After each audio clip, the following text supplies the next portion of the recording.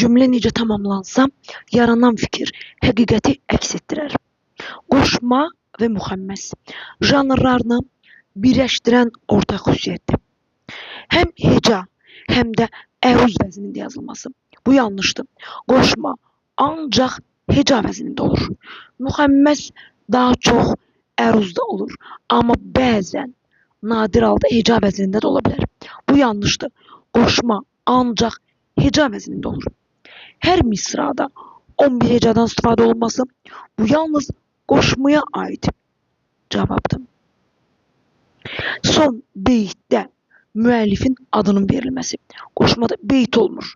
Bunlar bəndlə yazılır. Bunlar beyt deyil axı. Şeir vahidinin eyni olması.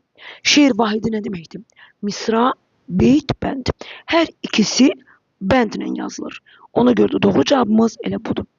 Qafiyə sisteminin gəraylı ilə eyni olması. Bu ancaq qoşmaya aiddir. Hər ikisinin qafiyə quruluşu birinci bənddə AB, CB ya da AB, AB, orta bəndlərdə C, C, C, B kimi qafiyələnir. Müxəmməsdə birinci bənddə 5 dənə A, orta bəndlərdə 4-ü B, 1-i A kimi qafiyələnir.